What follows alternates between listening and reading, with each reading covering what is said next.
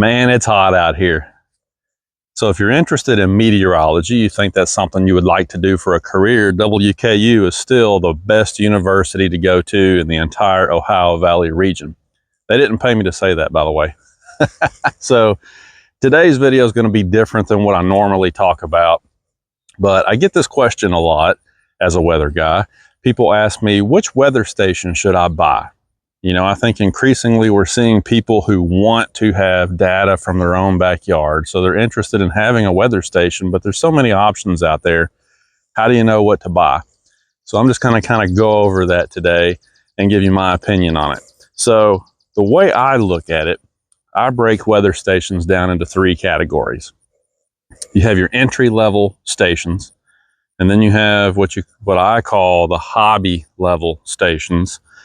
And then you get into your research grade weather stations. So the entry-level stations, and I actually have one here. This one is an Accurite brand. You can see it back here maybe, and I'll bring the camera in and get a close-up here in just a moment. But I've got one of those back here that I put up a few years ago, basically for the purpose of doing some comparisons. You know, I wanted to see how those entry-level stations compared to the next level up, which is your hobby grade stations.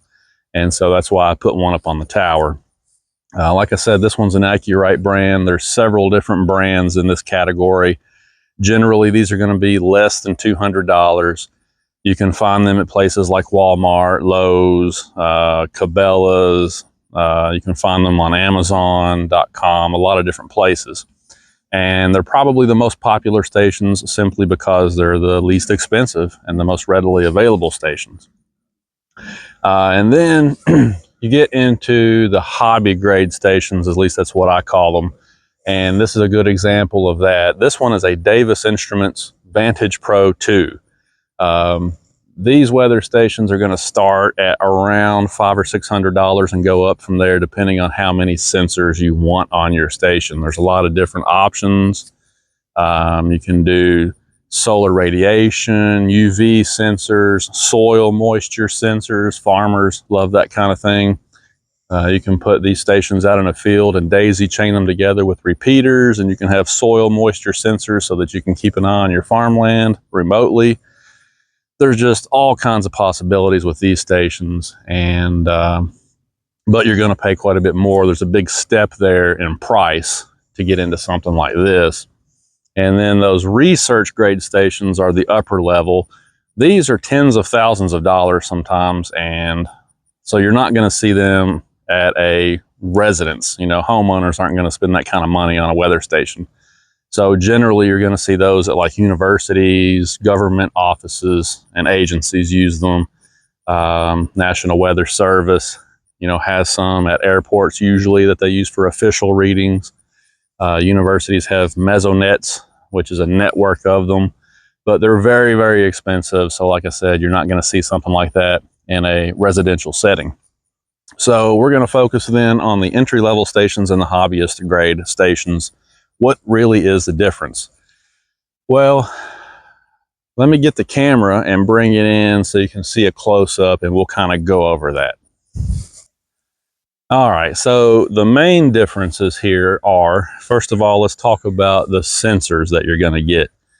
So in an entry-level station like this Accurite here, you're going to get the bottom of the barrel sensors, your temperature, your humidity. These things are going to be a little less accurate. Like I said, they're entry level and you're getting what you pay for here.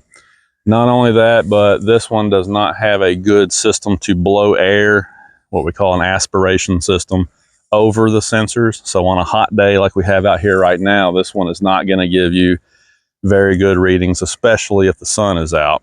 Whereas a station like this, you can see how you have all of these plates here, and the sensors are mounted up inside there, so you get a lot of protection from direct sunlight because of these shields. And it also has a solar panel that runs a fan in there that blows air over the sensors. So even on the hottest of days in the middle of summer, this station is going to be extremely accurate, whereas that one won't. Wind. So you can see how the wind cups are mounted to this weather station. It's all one self-contained unit. and that's typically how those entry-level stations are all going to be. And so because of that, you're not going to get very good wind readings either, because you don't want to mount this thing, 20 or 30 feet up a mast, because you're going to have to, that's something else you're going to have to do on these entry-level stations, is change batteries on them all the time. So you want to have it accessible to you. And so because it's mounted low for accessibility, you're not going to get very good wind readings. Whereas a station like this, you notice that the anemometer is not here, and that's because it's mounted way up on the top of this tower. It is, removable from the main unit so that you can mount the anemometer way up high and get better wind readings. That in turn affects your wind chill and your heat index readings also. So this unit's going to give you more accurate heat index readings in the middle of summer, more accurate wind chill readings in the middle of winter than something like this. Let's talk about rainfall. So both of these use a somewhat similar method of measuring rainfall, whereas they have a mechanism on the inside. This one has like a tipping spoon mechanism. So rain goes into the collector here, goes down into the tipping bucket, and every time it gets to a certain amount of water, it'll tip, and it'll count a certain unit of rainfall back and forth. The difference is a unit like this, station like this, is going to be it's going to have the ability to be calibrated. It actually has set screws in there on both sides that you can calibrate, and there is a calibration procedure outlined in the manual, so you can get this station dialed in perfectly with a manual rain gauge, and this is going to be a lot more accurate, whereas an entry-level station has no ability to be calibrated. So oftentimes, especially in a heavy rain, it's just not going to be very accurate. So you can kind of see where I'm going with this. The accuracy level is one of the huge differences between an entry-level station and something like this Davis VP2 station that we have right here. Also, I mentioned you're going to have to change batteries and something like that all the time. You have to come out here. It's got a lid on the bottom of it. Most of your weather stations in that category are going to have some kind of an access panel to get to the batteries. They probably will take AA's or something like that, and you're going to have to come out here and change those all the time. Whereas a hobby grade station like this Davis, it has capacitors and things on the inside and solar panels and electrical components that allow it to run day and night, year round, for many years. This particular one's been on this mast for like 4 years now, maybe 5, and I've never put a single battery in it. So the convenience level is just way better with something like this. You can literally mount this somewhere and set it and forget it. You don't have to come back and mess with it anymore, other than occasional cleanings. Whereas that over there, you got to put batteries in it all the time and this and that. And then just the ability to have flexibility with something like this. You can see this one has UV and solar radiation sensors up there. And that allows me to have readings such as the temperature, humidity, sun, and wind index that I talk about a lot on the Central Kentucky weather page on Facebook. Everybody's heard of the heat index. Well, the heat index only tells you the effect on the human body in the shade. If you want to know the effect of the weather on the human body out in the direct sunlight, you have to have that temperature, humidity, sun, and wind index, and you can only get that if you've got these UV and solar radiation sensors up here. So again, more flexibility to see more information with a station like this. I think I've pretty much covered the basics of what the differences are. I mean, yes, this is going to be 3 or 4 or 5 times more expensive than an entry-level station you can pick up at the local big box stores, but it's going to last a whole lot longer. You're going to get more data from it. You're going to get more accurate data from it. I think that you will just be happier with something like this long term, especially if you're a farmer or something like that, where you need the flexibility of soil moisture sensors and, that kind of thing. So, again, those are the big differences between these two. What else can we cover here? So you can see the solar panels here. There's 2 different solar panels. This one on this particular station just runs the fan that blows the air over the instruments and keeps it accurate day and night. whereas this one provides power to what's called the ISS, the Integrated Sensor Suite, which is the main unit right here. All right, another big difference. An entry-level unit like this is going to have a maximum range usually of somewhere around 300 feet, whereas something like this can transmit 1,500 feet or more. So if you want to mount this thing somewhere that's pretty far from your house and you want to get a reliable signal back to your house for your display, this is a much, much better way to go because, like I said, this will transmit a whole lot farther than something like that. The radio system is just so much better in these. And you can also buy repeaters for these. So theoretically, you could mount this, you know, if you've got a 20-acre property, you could mount this on the back side of your property and run some repeaters to your house. And, you know, you'd have some good data from pretty much any distance that you wanted to. That's a really big deal also. Another thing that's different, on an entry-level station like this, your update rate, so how often it updates the temperature, the rainfall, the wind speed on your console or your display in the house is going to be maybe 15 seconds or maybe 60 seconds, depending on the variable. Whereas a station like this is going to update every 1 to 2 seconds, okay?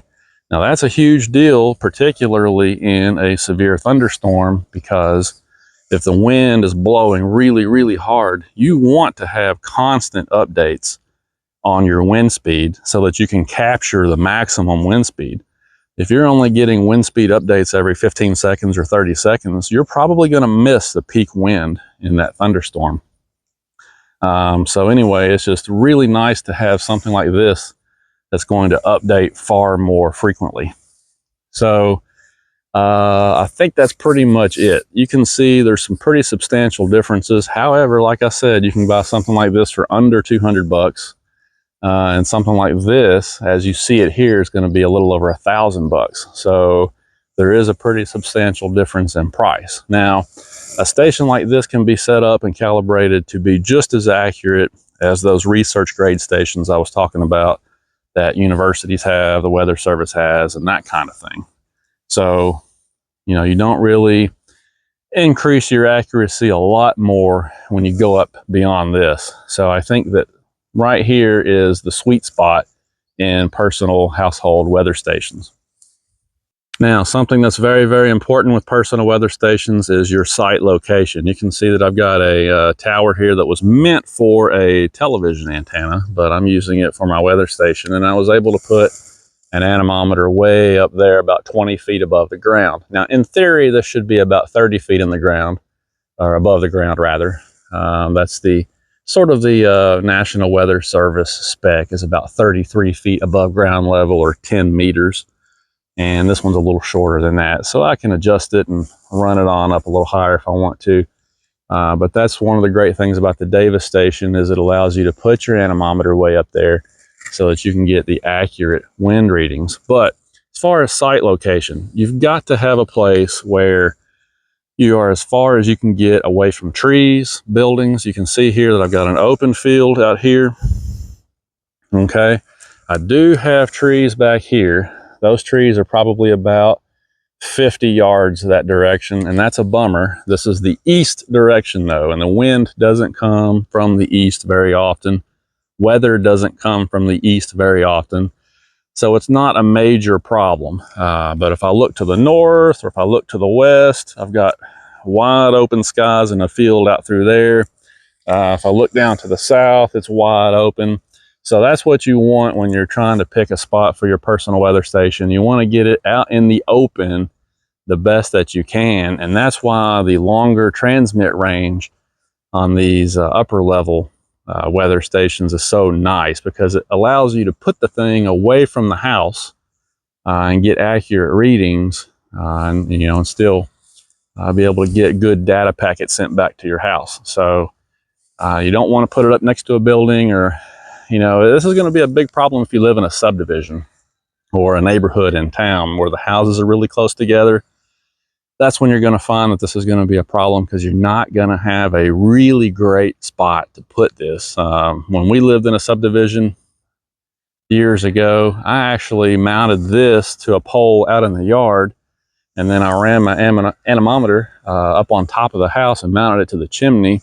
That was the only way I was able to get good readings. So sometimes you're going to have to be a little resourceful and, you know, just think outside the box. But if you live out in a rural area like I'm blessed to do, just put it away from your house, away from the barn if you can, away from trees if you can. Sometimes it's hard to find the perfect spot unless you have a bunch of land.